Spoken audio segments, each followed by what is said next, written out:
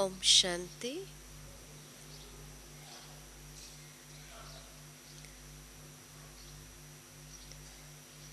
आज का विषय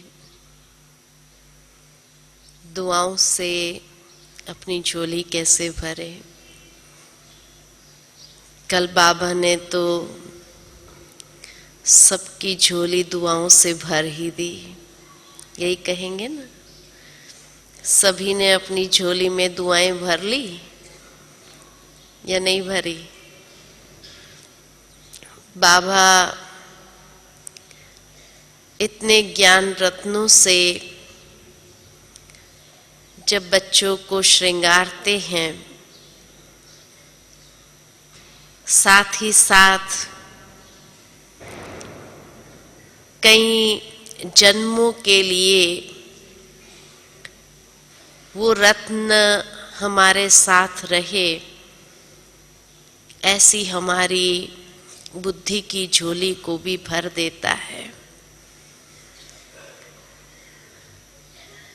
दुआएं प्राप्त करना अर्थात पात्र आत्मा बनना, क्योंकि दुआएं किसको मिलती है?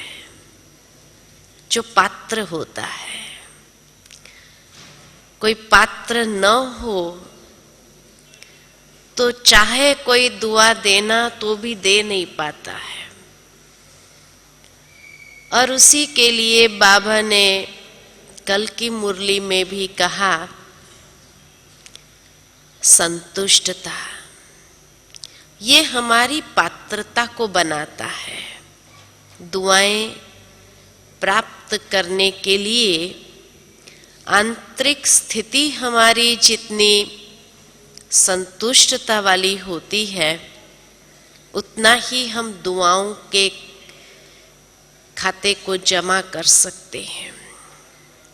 क्योंकि दुआएं सिर्फ हमें बाबा से ही मिले ऐसा नहीं है। सिर्फ हमें बाबा से ही लेना है नहीं।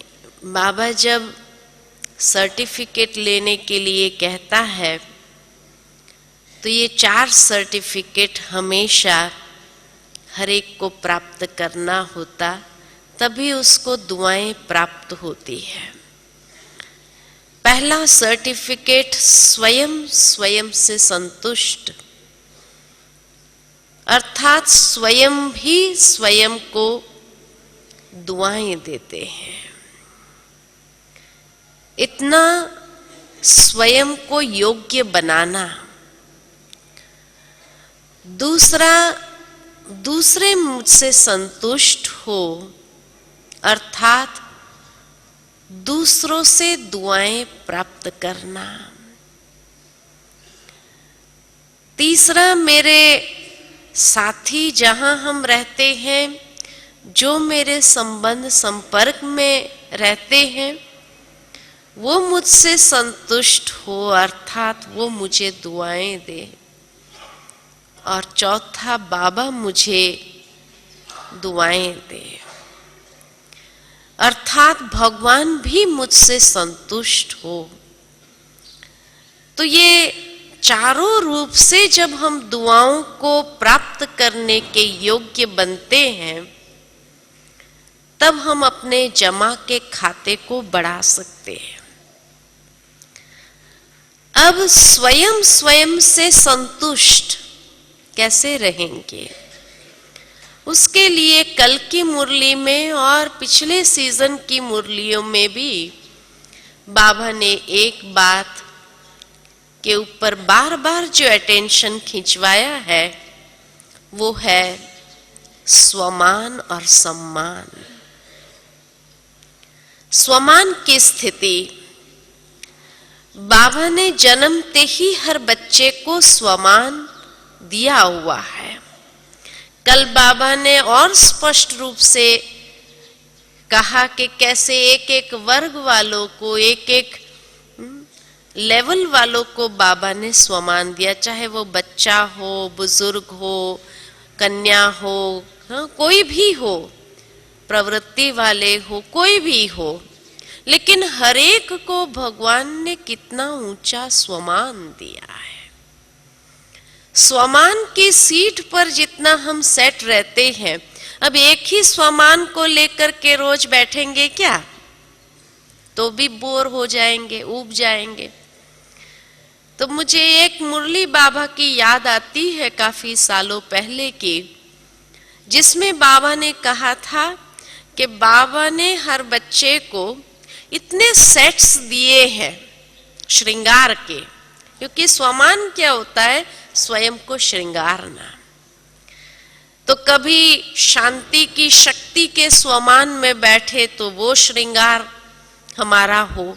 स्वमान माना खाली हमें ये रटने की बात नहीं है कि मैं मास्टर सर्वशक्तिमान हूं या मैं शांति का अवतार हूं और यही मैं रटती रहूं सारा दिन, ये कोई स्वमान नहीं है। लेकिन स्वमान का सेट धारण करना अर्थात कि वो नैन चैन बोल व्यवहार कर्म हर एक बात में वो शांति की शक्ति का प्रयोग हो, ये है स्वमान। जो स्वमान में होगा कि मैं शांति का अवतार हूं, ये स्वमान मान लो कि हमने ले लिया आज सुबह अमृत वेले, अपने आप को दिया, या मैं मास्टर सर्वशक्तिमान हूं, ये स्वमान मैंने आज लिया अपने, तो वो शक्ति प्रवाहित होनी चाहिए मेरी दृष्टि से, मेरी वृत्ति से, मेरी भावनाओं से, मेरे हृदय से, मेरे वचनों से, मेरे कर्मों से, मेरे व्यवहार से, हर एक बात में वो शक्ति प्रवाहित होनी चाहिए या वो शांति प्रवाहित होनी चाहिए। तब कहेंगे या दूसरे भी महसूस करेंगे कि हाँ, आज इसने ये स्वमान का सेट धारण किया है। तो बाबा ने हम बच्चों को इतने सेट्स दिए हैं, जैसे कोई 16 श्रृंगार होते हैं, वो 16 श्रृंगार हम बच्चों को मिले हुए हैं। हर एक चीज को किस तरह से हम वो स्वमान से सजाएं, और उस स्वमान की स्थिति में जब अपने मन को स्थित कर देते हैं, तो उससे ही हम सारा दिन जो कर्म करते हैं और उस अनुसार होता है,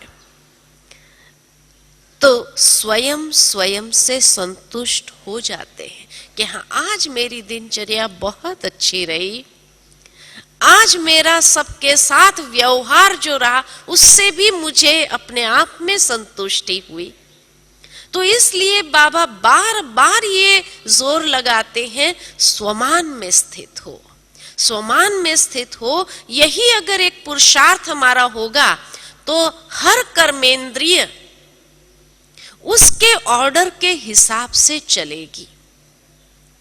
तो इसलिए ये स्वमान के श्रृंगार को धारण करना और हर कर्मेंद्रिय तक वो श्रृंगार हमारा धारण हो, क्योंकि ये स्वमान इतनी श्रेष्ठ चीज है, इतनी बड़ी शक्ति है, जो हमें भगवान के साथ बैठने का एक अधिकार प्रदान करेगी और उसमें जो संतुष्टि मिलेगी। आज हम जब प्रैक्टिकल देखते हैं कि दादियां बाबा के साथ गद्दी पर बैठती हैं, कितनी खुशी होती है, खुशी होती है ना सभी को, कितना तालियां बजाते हैं, कितना लोग खुश होते हैं कि हमारी दादियां बैठ। अगर दूसरा कोई बैठता जो योग्य अगर न हो, जिसकी कमी कमजोरी आपको पता हो, तो उसके प्रति वो खुशी होगी? हाँ, नहीं होगी। उस समय अंदर में एक ईर्ष्या आ जाती है, अरे इससे तो मैं अच्छा हूं, ये आता था ना अंदर में। लेकिन जब दादियों को देखते हैं तो खुशी होती है। क्यों? क्योंकि वो उस योग्य है, उस सीट पर बैठने के योग्य है। इसीलिए उनके प्रति और भी हमारा रिस्पेक्ट बढ़ जाता है कि बाप समान की स्थिति पर है। तो बाबा हम बच्चों को कहते हैं कि ये स्वमान की स्थिति को अगर आप धारण करेंगे तो ईश्वर के साथ बैठने की योग्यता आप स्वयं में प्राप्त कर सकेंगे। ये इतनी बड़ी चीज है। यहां बैठने की बात नहीं कर रही हूं, क्योंकि बाबा कहते हैं कि स्थूल वतन में तो फिर भी भगवान को भी कुछ कायदे में चलना पड़ता है, लेकिन अव्यक्त वतन में न कोई कायदा है, न कोई सीमा है, न समय है।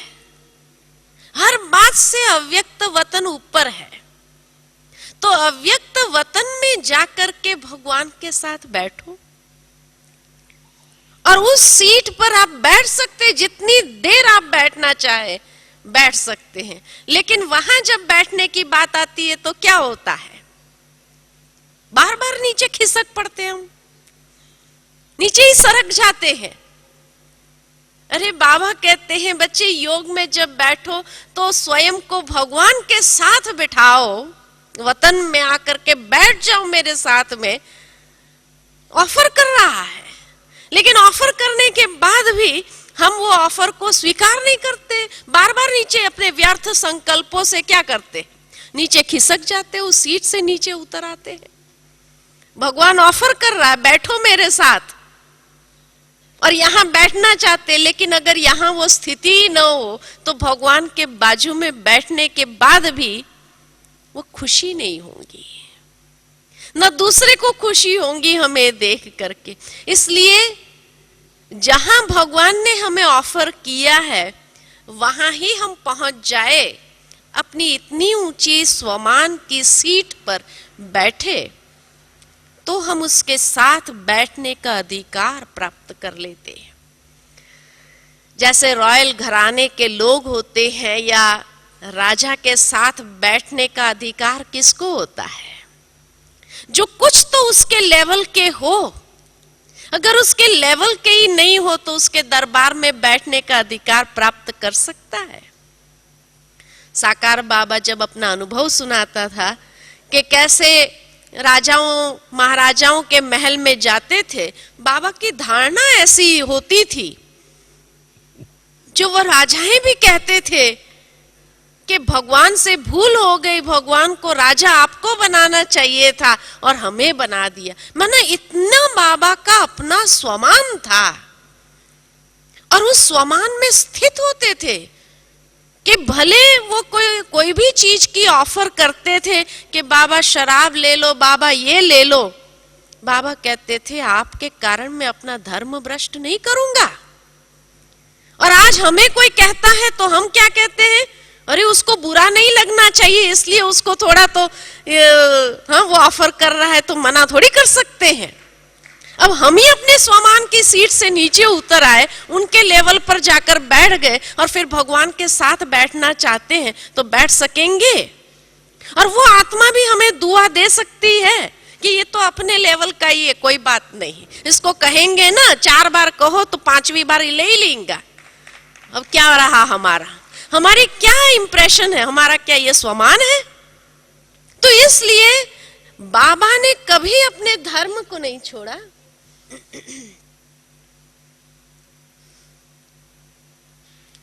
तो इसलिए कहा कि हमारा अपना स्वमान जो भगवान ने हमको दिया है, हम उसमें ही स्थित रहे ना। हम दूसरों को खुश करने के लिए अपने स्वमान की सीट से नीचे उतर आए, क्या वो खुश होंगे? नहीं। और ही अगर हम अपने स्वमान में रहे तो वो ज्यादा खुश होंगे कि देखो ये व्यक्ति के जीवन में कुछ दिव्यता है, अलौकिकता है। मुझे याद आता है, कई बार मैं बाहर जाती हूँ, कई ब्राह्मण भाई बहनों को देखती हूँ बैज नहीं होता है, और उनको जब पूछते हैं ना आपको बैज नहीं है तो क्या कहते हैं? क्या कहते पता है? वो कहते हैं कि अरे हमें सब में रहना पड़ता है, समाज में रहना, को बैज देखेंगे तो पता नहीं कोई क्या समझेगा, कोई क्या कहेगा, है ना। आज दुनिया में देखो, कोई रोटरी का मेंबर होता है या लायंस का मेंबर होता है, उनका ये अपना छोटा बैज होता है। वो रोटेरियन वाले हमेशा वो बैज लगा के रखते हैं और कहीं भी अपना परिचय देंगे ना, कहेंगे हम रोटेरियन हैं, माना हम समाज सेवा करते हैं, भले उनकी समाज सेवा कैसी भी हो, लेकिन उसको एक अपना एक नशा रहता है कि हम रोटेरियन हैं या हम लायंस वाले हैं, एक समाज सेवा कर रहे हैं। अपनी आइडेंटिटी उसी रूप से लोगों के सामने ले आते हैं। लेकिन आज ब्राह्मण बच्चे, हम इतने चरित्रवान संस्था के मेंबर हैं, वहां रोटरी वाले या लायंस वाले तो कोई चरित्रवान संस्था के मेंबर नहीं भी, खाली समाज सेवा करते हैं। उसका पर्सनल कैरेक्टर तो देखो किस प्रकार का होता है, क्या होता है। फिर भी उनको एक नशा है कि हम लायंस के हैं या हम रोटेरियन हैं। और यहां हम इतने चरित्रवान संस्था के मेंबर हैं, और उस मेंबर होने के नाते हमें गर्व होना चाहिए कि हम इस संस्था से जुड़े हुए हैं और उसका बैज लगा है, हमारी आइडेंटिटी यही है। लेकिन वो आइडेंटिटी रखने के लिए हमको शर्म आती है। क्या यही हमारा स्वमान है? तो हमें दुआएं मिलेगी, भगवान से दुआ मिलेगी? कभी नहीं मिलेगी। अरे हर एक व्यक्ति जब इस प्रकार से अपनी आइडेंटिटी देने लगे समाज के अंदर, और हम क्या कार्य कर रहे हैं, कितनी चरित्रवान ये संस्था है, किस प्रकार की यहाँ एक्टिविटीज हो रही है, कैसे मनुष्य के चरित्र निर्माण होने का कार्य चल रहा है, तो उसका तो पहले हमें अपनी आइडेंटिटी में जोड़ना चाहिए। वो अगर रोटेरियन के रूप से अपने आप को आइडेंटिफाई कर रहे हैं, तो हम क्यों नहीं करते हैं कि हम ब्रह्मा कुमार हैं या ब्रह्मा कुमारी है। तो इसलिए ये जो छोटी छोटी निशानियां भी बाबा ने दी है कि जो हमें अपने स्वमान को याद दिलाएं, तो हम दुआओं के पात्र बन सकते हैं। लेकिन अगर वही चीज को हम अपनाने के लिए अपने आप में भारी महसूस करते हैं कि नहीं, हमें अगर बाहर जाना पड़ता है, कोई कहता है तो हमको खा लेना पड़ता है, ऐसा कर लेना पड़ता है, वैसा हो जाना पड़ता है, नहीं, हम अपने आप को यूनिकली प्रेजेंट करें। ये हमारा कर्तव्य है कि उसमें भी एक सेवा है। बाबा ने अगर वो स्थान पर हमें भेजा है तो भी हम अपनी आइडेंटिटी को मेंटेन रखें और हम उस रूप से लोगों के सामने आए। 2 दिन बोलेंगे क्योंकि उसके अंदर अज्ञानता है किसी बात की, इसीलिए बोलेंगे, तो वो अज्ञानता उसकी हम दूर करें, तब वो उसके मन के अंदर भी आएगा, अच्छा हमने तो समझा ही नहीं था कि वहां इतनी अच्छी शिक्षा देते हैं। तो जिस दिन उनका जीवन बन जाएगा, वो अंदर से आपको दुआ देगा कि ये व्यक्ति निमित्त बना था, उनकी पहरवाइश को देख करके निमित्त बने थे ये व्यक्ति, हमें ज्ञान देने के लिए या हमारे अंदर से यह अज्ञानता का पर्दा हटाने के लिए। तो दिल से आपको दुआ देगा।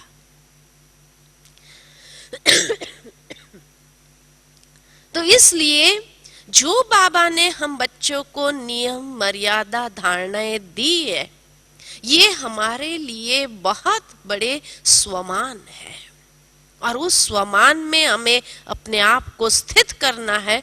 तब हम वतन में जब बैठते हैं, योग में बैठते हैं, तो अंदर से हमारी स्थिति लाइट होती है। स्वमान लिया है सुबह अमृत वेले से लेकर के, तो धीरे धीरे सारे दिन का इसका अभ्यास में लगे रहे तो स्थिति लाइट रहेगी, और लाइट रहेगी तो दिन भर में ऐसा कोई कर्म व्यवहार हमसे नहीं होगा जो उस स्वमान से विरुद्ध ले जाता हो।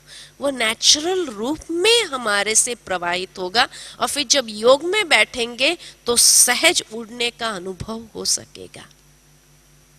जो भी व्यर्थ संकल्प बहुत चलते हैं, कारण क्या होता है कि अमृत वेले स्वमान तो ले लेते हैं, 10 बजे तक वो स्वमान रहता भी है, याद रहता है। 10 बजे के बाद क्या होता है? हा? अनुभवी है ना सभी, 10 बजे के बाद धीरे धीरे वो स्वमान कहाँ वेपोराइज हो जाता है, उड़ जाता है। जैसे वो पेट्रोल उड़ जाता है ऐसे वो स्वमान भी हमारा उड़ जाता है, और हम इतनी साधारण स्थिति में आकर के लोगों के साथ व्यवहार करने लग जाते हैं, बोलचाल हमारा हो जाता है कि दूसरों को वो दिव्यता हमसे नजर ही नहीं आती, वो अलौकिकता हमसे नजर ही नहीं आती। और इसलिए कई बार कई लोग तो बोल भी देते हैं, क्या भगवान आपको यही सिखाता है क्या? अब ये दुआ मिली, क्या मिला ये जब कमेंट मिलती है तो उसको दुआ तो नहीं कहेंगे ना। तो इसलिए बाबा ने जो हमें स्वमान दिया है, उस स्वमान में रहने से ये स्थिति को अगर अपना लिया तो उसकी पहचान क्या है? मैं स्वमान में हूं, उसकी पहचान क्या होगी? कैसे मुझे पता चलेगा कि मैं स्वमान की स्थिति में हूं या नहीं हूं? उसकी पहचान यही है कि कर्म में हर एक आत्मा के प्रति सम्मान की भावना अवश्य होगी।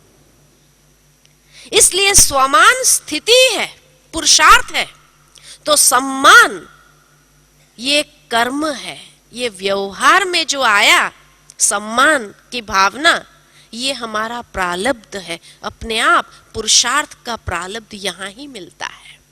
अगर मेरा पुरुषार्थ सही है, ये नहीं कि खाली अमृत वेले मैंने ले लिया या सारा दिन मैं उसको रटती रही या 10 बार मैंने लिख लिया कागज पेंसिल लेकर के कि मैं मास्टर सर्वशक्तिमान हूं या मैं शांति का अवतार हूं, ये मैंने लिख लिया और फिर जब मेरे सामने कोई आया तो मुझे गुस्सा आ गया, तो स्वमान है? नहीं है, अंडरस्टूड है। तो स्वमान की स्थिति में अगर है और वो स्वमान की स्थिति मेरी स्मृति में है और वो स्मृति स्वरूप हम बने हैं, तो उसका प्रत्यक्ष प्रमाण कि हमारे कर्म में, व्यवहार में हर एक आत्मा के प्रति सम्मान होगा ही। तो सम्मान, स्वमान ये पुरुषार्थ है, सम्मान ये प्रारब्ध है। इसीलिए बाबा कई बार कहते हैं कि अपना रिजल्ट अगर देखना चाहते हो कि भविष्य में हमारा प्रारब्ध क्या होगा, तो भविष्य प्रारब्ध निश्चित होता है संगम युगी प्रारब्ध से। वो संगम युगी प्रारब्ध क्या है? साधन सुविधाएं मिल जाना, ये संगम युगी प्रारब्ध नहीं है। संगम युगी प्रारब्ध व्यवहार में आता है और व्यवहार में हर एक आत्मा के प्रति वो सम्मान बना रहेगा। और सम्मान की भावना बनी रहे उसके लिए क्या चाहिए? जो कल बाबा ने बहुत अच्छी एक बात कही, स्नेह। बाबा के साथ हमारा 100% स्नेह है, तो उसकी पहचान कि हर आत्मा के साथ भी हमारा 100% ही स्नेह होगा। इसीलिए बाबा ने बड़ा युक्ति से कल सवाल पूछा, बाबा के साथ हर एक का 100% स्नेह है? हाथ उठाओ। उठा लिया हमने। फिर उसकी पहचान के सचमुच बाबा के साथ हमारा 100% स्नेह है या नहीं है, उसकी पहचान क्या होगी? तो कहा सबके साथ भी 100% स्नेह है। अगर ये है तो भगवान के साथ है, ये मानने में आ सकता है। तो संगम युगी प्रारब्ध है कि हर आत्मा के प्रति भी, कोई आत्मा कैसी भी है, उसकी कमी कमजोरी देखते हुए, जानते हुए भी उसके प्रति स्नेह और सम्मान देना, ये कौन कर सकता है? जो राज्य अधिकारी होगा, स्वमानधारी होगा, वही। इसलिए बाबा ने जब मुरली शुरू किया ना, तो बाबा के वर्ड्स आप देखो, बाबा के एक एक शब्द बड़े चुने हुए रहते हैं। यही तो भगवान है, उसका प्रमाण है। कई लोग कहते बाबा आया, हमको तो फीलिंग आई नहीं। अरे बाबा की मुरली के एक एक शब्द से आपको पता चलना चाहिए कि कोई इंसान के बोल नहीं है। ये कितने चुने हुए रहते कि बाबा ने जब मुरली शुरू किया कि बाबा स्वराज्य अधिकारी स्वमानधारी बच्चों से मिलने आए, क्योंकि जो स्वराज अधिकारी होगा वो स्वमानधारी होगा ही होगा। जो स्वराज अधिकारी नहीं है, जिसका अपने ऊपर अपनी इंद्रियों पर अधिकारी नहीं है, माना वो स्वमान में अपने आप को स्थित कर ही नहीं पा रहा है। तो जो स्वमानधारी है उसका दिल से हर आत्मा के प्रति भी वही स्नेह और सम्मान का भाव होगा। लेकिन अगर वह नहीं है, और उसमें भी बाबा ने एक शब्द और जोड़ दिया, हद का नहीं बेहद का। कितने चुने हुए बाबा के एक एक शब्द आप देखो, और उस समय इतने मन के अंदर भावना आती है कि देखो कोई इंसान ये शब्द नहीं बोल सकता है। कंटिन्यूटी अंत तक बाबा की, और एक एक शब्द के उसमें भी जैसे चुन चुन करके बाबा ने शब्द को लिया हुआ है और उसका प्रयोग किया हुआ है। यही तो भगवान ने मुरली चलाई, उसकी गारंटी है कि कोई इंसान का ये शब्द नहीं हो सकता है।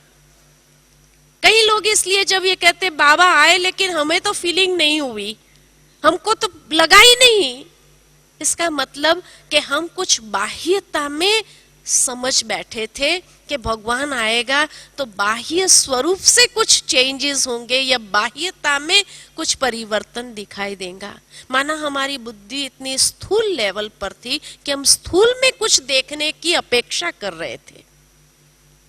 लेकिन अगर हमने ज्ञान मार्ग को समझा है तो ज्ञान मार्ग हमारी बुद्धि को इतनी सूक्ष्म बनाता जाता है कि हमें बाबा की हर सूक्ष्म बात में भी वो श्रेष्ठता कि जो कोई इंसानी बातें नहीं होती है, वो दिव्यता, वो अलौकिकता सब महसूस होने लगे।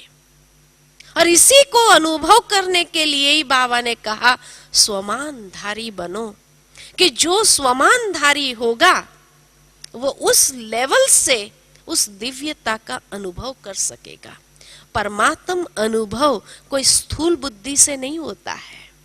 परमात्म अनुभव करने के लिए भी वो बुद्धि हमारी इतनी सूक्ष्म चाहिए, और तभी हमने वो रत्नों से अपनी झोली को भरने की योग्यता अपने आप में प्राप्त की होगी।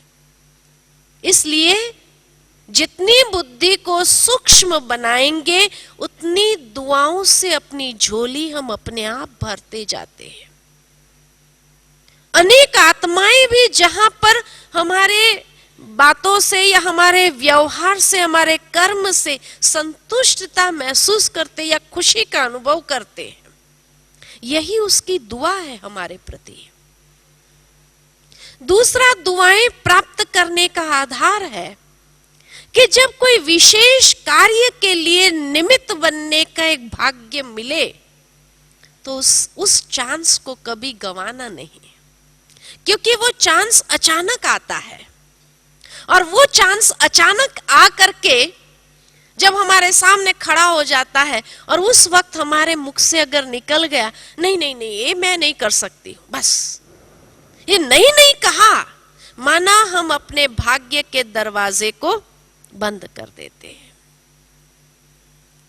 और दुआएं वहां से जो आने का दरवाजा भगवान ने एक अवसर दिया, वो दरवाजा ही हमने बंद कर दिया तो हमें दुआएं मिलेगी नहीं, ईश्वर की दुआएं भी नहीं मिलेगी। इसलिए बाबा हमेशा साकार में जब थे तो एक बात कहते थे कि हाँ करना माना आस्तिक, ना करना माना नास्तिक।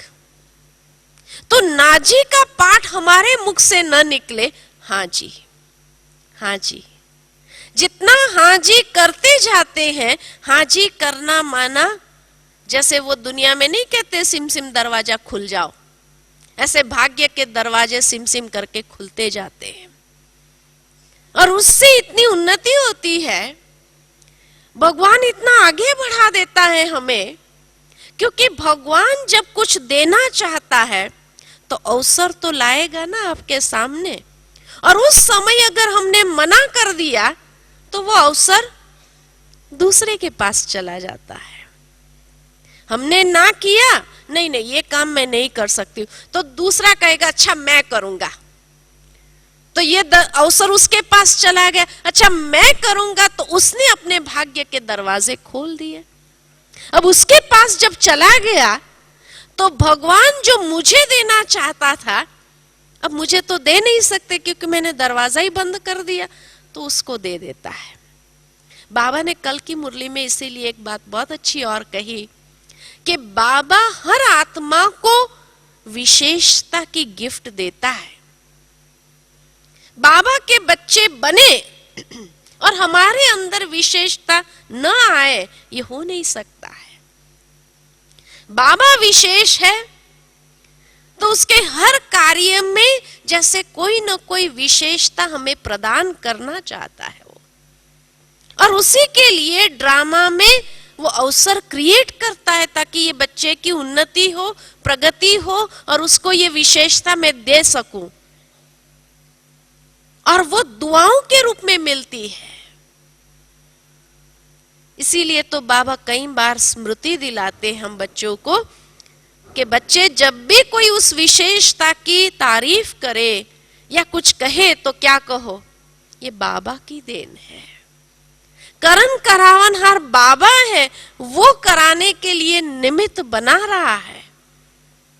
और जब इस प्रकार से हम उसको समर्पित कर देते हैं बाबा को, तो बाबा की दुआएं डबल होकर के मिलती है।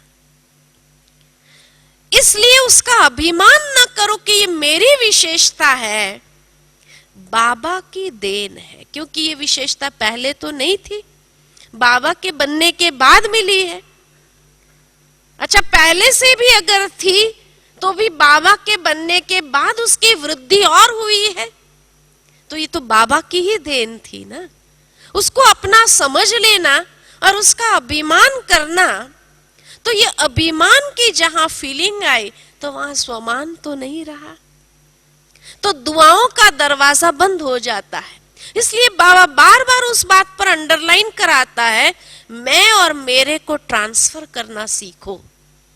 जो समझदार बच्चे होते हैं वो मैं और मेरे को ट्रांसफर करना सीखते हैं, और उसी से ही उसका दुआओं का खाता बढ़ता जाता है, क्योंकि उसको अभिमान नहीं आता है। हर बात में जब ये कहता है कि बाबा करा रहा है, बाबा कराने वाले हैं, प्रैक्टिकल आदरणीय दादी जी को हम देखते हैं, दादी जी के जीवन में कभी भी मैं शब्द का प्रयोग नहीं हुआ है। कभी भी आदरणीय दादी जी, प्रकाशमणि दादी को आप देखेंगे, दादी जी हमेशा एक ही बात कहती है, दादी ये सोचती है, दादी ये कहती है, मैं कहती हूं, दादी का ये शब्द ही नहीं है। दादी को ये बाबा ने दिया है, दादी को बाबा ने ये किया है, माना मैं आत्मा और वो दादी अलग है। वो दादी को किसने बनाया? वो बाबा ने बनाया। दादी के मुख से आज दिन तक आज दादी को सभी प्यार क्यों करते हैं? क्योंकि दादी ने कभी ये शब्द का प्रयोग नहीं किया कि मैंने ये यज्ञ में इतना कंट्रीब्यूट किया या मैंने ऐसा किया, मैंने कभी नहीं। दादी की डिक्शनरी के अंदर मैं शब्द ही नहीं है। दादी की डिक्शनरी में हमेशा यही है, बाबा ने दादी को ये भाग्य दिया, बाबा दादी से ये करा रहा है, दादी ये सोचती है या दादी की ये भावना है, ये है दादी के शब्द। 15 साल से मैं मधुबन में रह रही हूं और दादी के नजदीक रहने का कई सौभाग्य प्राप्त हुए, और यही बात दादी के जीवन की सबसे बड़ी प्रेरणा वाली है कि दादी ने मैं शब्द का प्रयोग ही नहीं किया। मधुबन वालों को भी जब दादी कोई डायरेक्शन देती है, कोई आज्ञा करती है, तो भी मधुबन वालों को भी दादी यही कहती है, दादी ये कह रही है आपको, मैं कह रही हूं नहीं। वो दादी कौन है? जिसको भगवान ने निमित्त बनाया है वो है। दादी की ये आज्ञा है, दादी की ये भावना है, दादी का ये संकल्प है, आपको पूरा करना है। मेरा संकल्प है मेरा और मैं शब्द तो दादी की डिक्शनरी में है ही नहीं, इसीलिए सबसे न्यारी भी है और सबसे प्यारी भी वही है। वहां तक कि भगवान को भी इतनी प्यारी है कि आज भगवान भी उसको देखता है बुखार है। आप सोचो कि भगवान उसको हाथ लगा करके कहे कि बुखार है, बुखार भाग गया। भगवान ऐसे ही थोड़ी किसको प्यार कर लेता है। तो इसीलिए क्योंकि दादी के जीवन में मैं और मेरा शब्द ही नहीं है, इतनी ऊंची स्टेज है दादी की, तभी वो भगवान के साथ बैठने का अधिकार है। तो ये भावना हमें भी, और ये बार बार बाबा हम बच्चों को सिखा रहा है, बच्चे मैं और मेरेपन को ट्रांसफर करना सीख लो, सीख लो।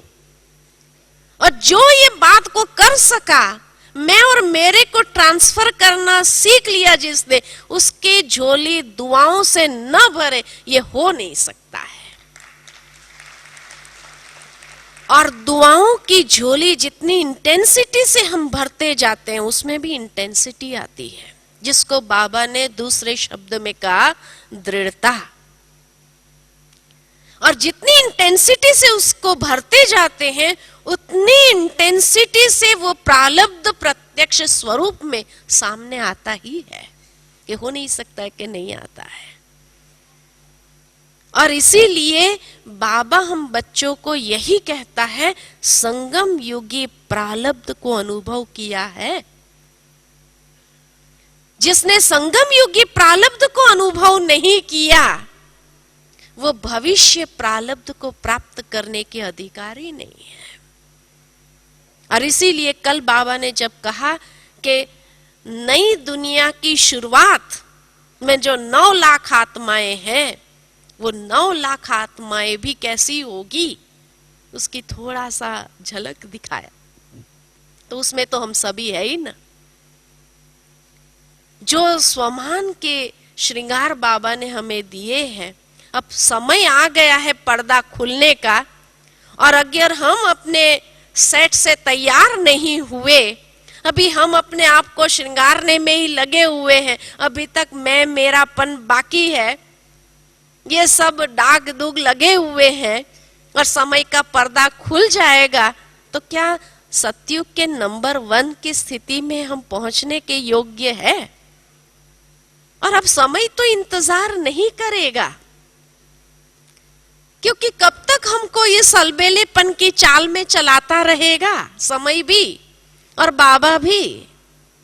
अगर हम तैयार नहीं हुए तो कुछ दूसरी आत्माओं को तैयार कर लेगा। जो बाबा को एक बार प्रश्न पूछा था किसी ने कि बाबा जब इतने अभी तैयार ही नहीं हुए हैं ब्राह्मण, तो सतयुग की आदि में 9 लाख की प्रजा सहित होंगे और त्रेता की अंत तक 33 करोड़ आत्माएं।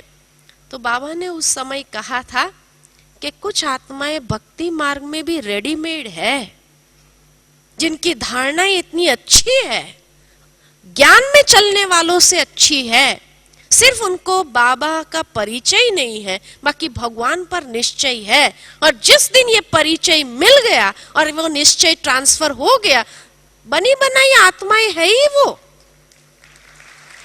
वो आगे चली जाएंगी, और जो इतने सालों से चलने वाले वो पीछे रह जाएंगे। उस समय बड़ा पश्चाताप होगा। इसलिए अभी दूसरों को नहीं देखो, आपके परिवार में भी ऐसी आत्माएं होगी रेडीमेड, जिसकी धारणा पवित्रता की धारणा भी है, सब कुछ है, सिर्फ उसको निश्चय की वो बाकी है। और जिस दिन वो निश्चय हो गया, रेडीमेड सोल तो है ही है वो।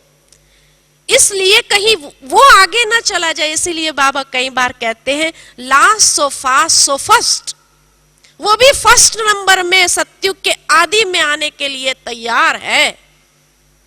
इसलिए बाबा को अपना काम जो कराना होगा ना, बच्चे अगर तैयार हुए तो ठीक है, नहीं तैयार हुए तो हाँ,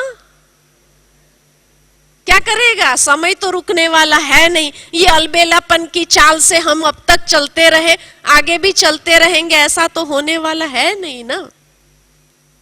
तो इसलिए अपने आप को देखना है, हम अपना चार्ट चेक करें, हम अपनी चेकिंग करें और अपने आप को कंप्लीट करें। इधर उधर देखने की जरूरत मुझे नहीं है। और इसीलिए ऐसी आत्माएं रेडीमेड है जिन्होंने भक्ति में भी बहुत कुछ किया हुआ, अच्छे कार्य किए हुए हैं, अच्छे समाज के लिए भी कार्य कर रहे हैं, हर एक के प्रति शुभ भावना शुभकामना रखते। तभी तो कई लोग देख करके कहते, आप लोगों से तो ये लोग अच्छे, कहते हैं कि नहीं आपको, क्या आप लोगों से ये लोग अच्छे हैं? तो माना वो रेडीमेड आत्माएं है ना, खाली भगवान का पहचान की देरी है। इसलिए गफलत में नहीं रहना कि अभी समय बहुत पड़ा हुआ है। बाबा को जब अपना कार्य कराना होता है, हाँ, उसका जो हिसाब किताब भक्ति वाला है, इसलिए उसको अभी तक परिचय की कमी है बाबा की। लेकिन जिस दिन परिचय मिल गया ना, ब्रह्मा बाबा की तरह बेहद के वैरागी बन जाएंगे वो, और नंबर 1 में चले जाएंगे, फर्स्ट डिवीजन में चले जाएंगे।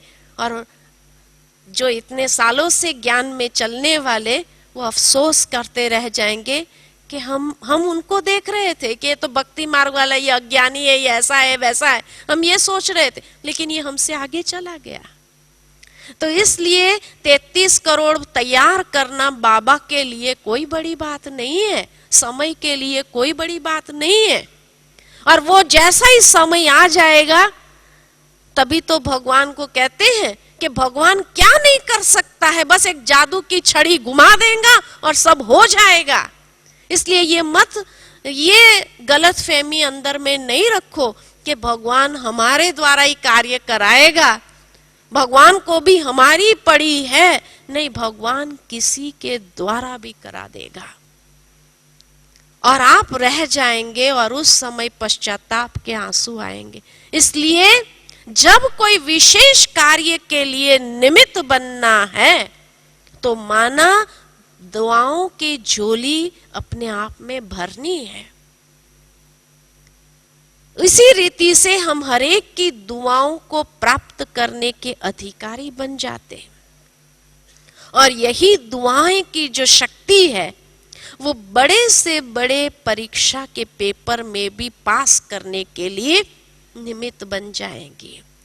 कितनी बड़ी बड़ी परीक्षाएं हमारे सामने आएगी और भी समय के हिसाब से, लेकिन उस समय में भी वो परीक्षाओं को सहज पार करने की जो लिफ्ट मिलेगी, वो लिफ्ट ये दुआएं हमारे लिए कार्य करेगी। दुआओं के बिना लिफ्ट नहीं है। इसलिए हमारा कर्म व्यवहार ऐसा हो, सम्मान के आधार पर सम्मान वाला, सबके प्रति स्नेह शुभ भावना शुभकामना वाला, कि सहज ही उस लिफ्ट के माध्यम से हम अपनी स्टेज को प्राप्त हो जाएं। पर्दा खुलने से पहले, अब धीरे धीरे खुलने लगा है पर्दा। जब तक हमारे तरफ आए तब तक हम अपने आप को तो तैयार कर ले अभी, और उसकी सहज विधि। इसलिए पिछले साल भी बाबा ने ये 2 बातों के ऊपर ही ज्यादा स्ट्रेस किया हर मुरली के अंदर। एक तो स्वमान सम्मान और दूसरा दुआएं दो और दुआएं लो, क्योंकि दोनों का आपस में बहुत गहरा कनेक्शन है। जो स्वमान वाला होगा वही दुआओं को जमा करने के अधिकारी हो सकता है। ठीक है ना। तो इसीलिए पहली मुरली इस सीजन की भी जो चली वो यही चली कि स्वमान और सम्मान। अब बाबा एक ही बात पर जोर दे रहा है कि बाबा की अब यही आश है बच्चों के प्रति, और वो आश बच्चे पूरा करें। अब जो ये पान का बीड़ा उठाए, जो उसके लिए निमित्त बने, जो अपने आप को पहला समझे, पहला करे, वो अधिकारी है। बाकी ये नहीं कि ये कार्य तो टीचर्स बहनों का है, ये कार्य तो उसका है, ये कार्य उसका है, ये कार्य दादियों का है। नहीं, जो भी निमित्त बनेगा बाबा उसको संपन्न करने की लिफ्ट प्रदान कर देगा। तो इसीलिए बाबा कई बार कहते हैं, और कल भी बाबा ने 2-3 बार ये शब्द रिपीट किया, फॉलो फादर, कि कोई भी बच्चा फॉलो फादर कर सकता है और आगे बढ़ सकता है इस विधि से। तो ये है कि दुआओं को जमा करने की विधि। वैसे तो बहुत बड़ा विषय है, लेकिन उसको बाबा की मुरली के हिसाब से जो सार में समेट लिया कि इसी एक बात का पुरुषार्थ हम करें कि सारा दिन हमारी दृष्टि, वृत्ति, कर्म, व्यवहार सब कुछ स्वमान के आधार पर हो, तो सहज ही दुआओं को हम जमा कर लेंगे। अच्छा, ओम शांति।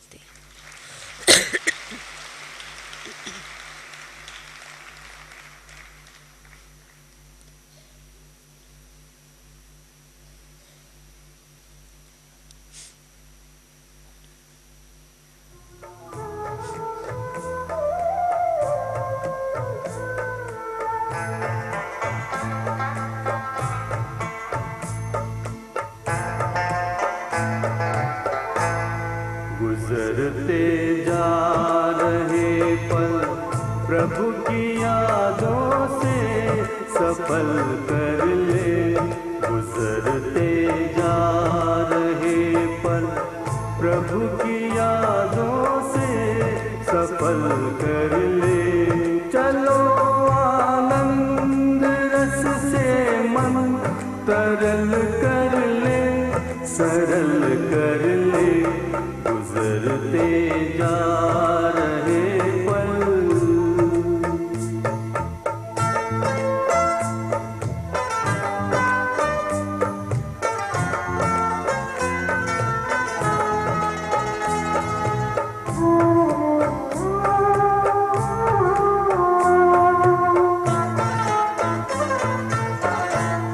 घड़ी भर को यहाँ की सब यहाँ पर छोड़ कर प्यारे, स्वयं को आत्मा निश्चय करो इस देह से न्यारे। उड़ो पंछी तजो तन भान पिंजरे से निकल चल दे। गुजरते जा रहे पल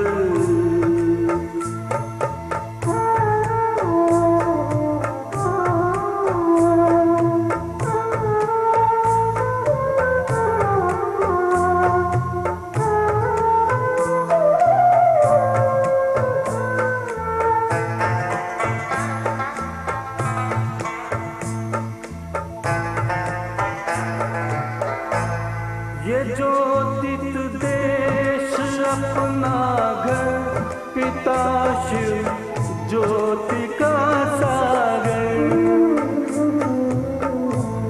परम आनंद शांति की लहर में साथ रत्नागर।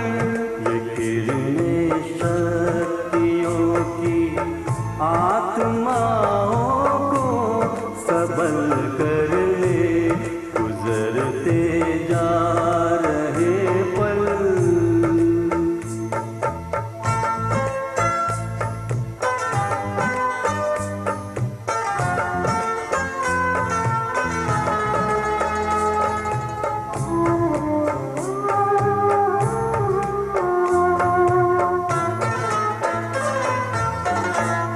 ज्ञान की रोशनी दे दी, नई एक जिंदगी दे दी। ये पावन छेड़ कर सरगम अलौकिक रागिनी दे दी। बरसते प्रभु के उपकारों से नैनों को सजल कर